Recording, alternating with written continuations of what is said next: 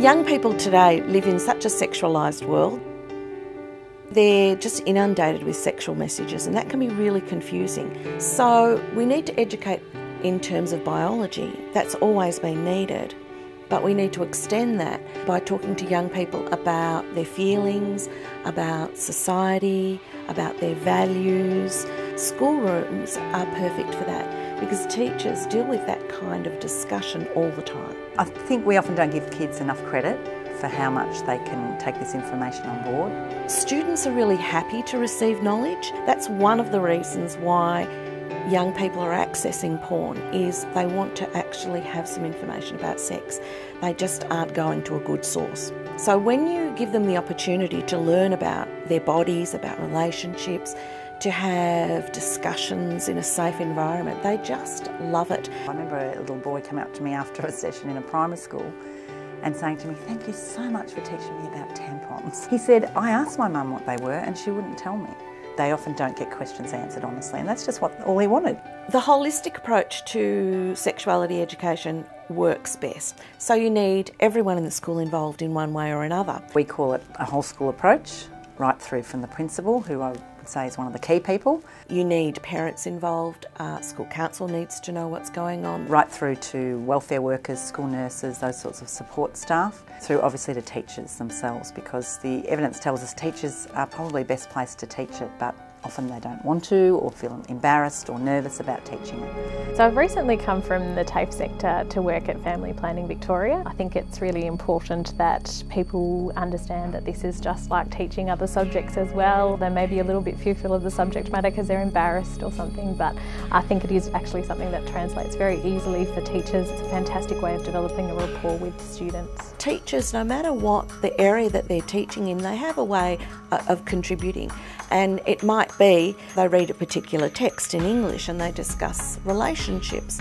A teacher in teaching social sciences makes a comment when someone says something homophobic in the class. Everyone in the school can educate in terms of sexuality, education in a holistic way, which helps fill in the jigsaw pieces. It's not just about the biology. We have to think much broader than that. It's about positive experiences of being a person. It's about good relationships, ethical sort of conduct. It's about getting on with others. It's about our feelings and emotions. It's about self-esteem and body image. It's about diversity and differences and tolerance. As soon as you label it sex ed, sometimes there's a fear around, oh, now it's going into territory I can't handle. Once we talk to teachers and then with parents about what sexuality education often is, they then are a bit more comforted about, oh no, that's the sort of stuff, of course I want my child to learn those things, they're important. My school was really good. We had 2 or 3 full-time counsellors who were always at the school, there to see students, and also we had house coordinators. But they were a fantastic help, and all the teachers were an amazing support. Once I realised what was going on and once I spoke up about the problems I was having, all my teachers were very supportive and wonderful. So I was lucky I went to a good school. The earlier you expose kids to the reality that people are in same-sex relations, it breaks down barriers much earlier. There's no stigma, people won't be bullied. So the more education in the system and the more normalised things become, the better it'll become for everyone. Family Planning Victoria have been contributing to the health and wellbeing of Victorians for 40 years now. We provide clinical services, we also participate in research, and we have contributed to the education of nurses, teachers and doctors. What sets us apart is that all the practitioners in both clinic and education are current practitioners.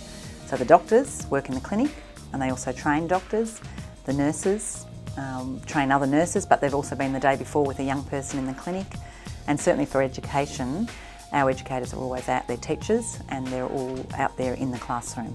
You know, we're working in primary schools, secondary schools, we know what kids are asking, we know what things they're looking at on the internet. I think that makes the stories we can tell and the information we can give to teachers much more sort of current and relevant. We here in the education unit will train teachers to teach sex education. You actually need to educate young people to embrace their sexual and reproductive health and to make healthy choices for themselves.